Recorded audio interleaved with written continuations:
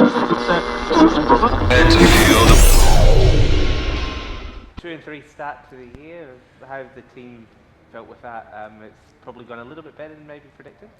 Yeah, I tend to agree, but also there was a couple of games there that we would like to have been 3-2. That Thunder game at the start should have got that done, but 2-3.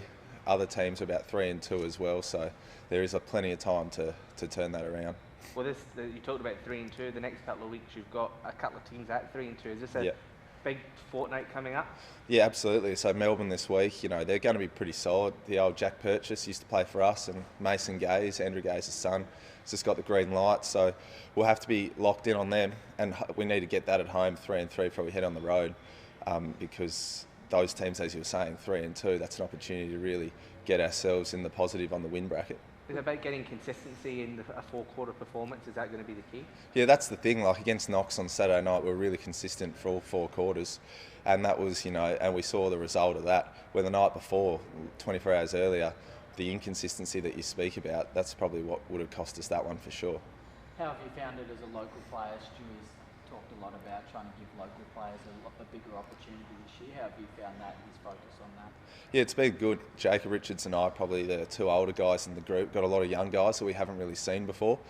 We haven't seen, much opportunity before, but it's definitely a different vibe to previous years where you feel like no matter where you go, you're going to win because of the quality that you'd have around you.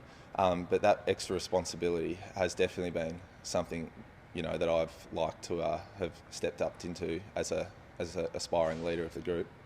You mentioned playing against Jack Purchase, a former player.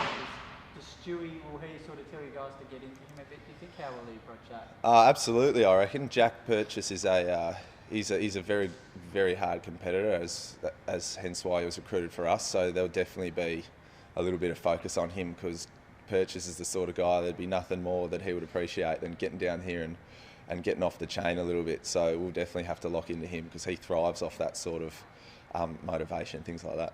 One of the players going well for you, Devin Watson, he's had a brilliant 3 weeks, hasn't he? Oh yeah, he's been incredible. Just the shooting consistency and the range on his 3-ball has been, something that you don't really see unless you're watching some highlights on YouTube. Like he's got some range, and that opens up a lot for us. But at the same time, him and Sammy Mack are going to see some pretty aggressive coverages the next couple of weeks.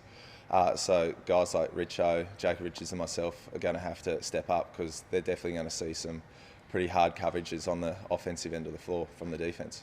As Jared said, Stewie was not too worried about wins and losses, but now you've played a few games and you've got the sort of, had to look at how competitive you can be. Has the mindset changed a little bit that it would be disappointing if you didn't play final? Yeah, that's the thing. The group would definitely love to make it to playoffs, and I think we can do that. I don't think we ever rock up to the game going, it doesn't matter if we win or lose tonight. We all want to win, just like we have in previous years. Probably maybe the public expectation is for us not to do as well, but from an inside the group, we're locked in trying to get those W's. We don't want to rock up to Creek Road on a road trip and go, it doesn't matter if we lose tonight, we definitely want to win. You mentioned a lot of responsibility on Sammy Mack and Devon.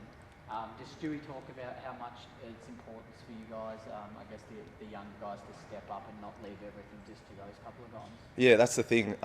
It's very easy when you're a young guy, if you're playing well in the local league, to just feel like when you come out in this competition, you're just out here to play a role, but the coaching staff have been adamant that you have to come out and you have to play.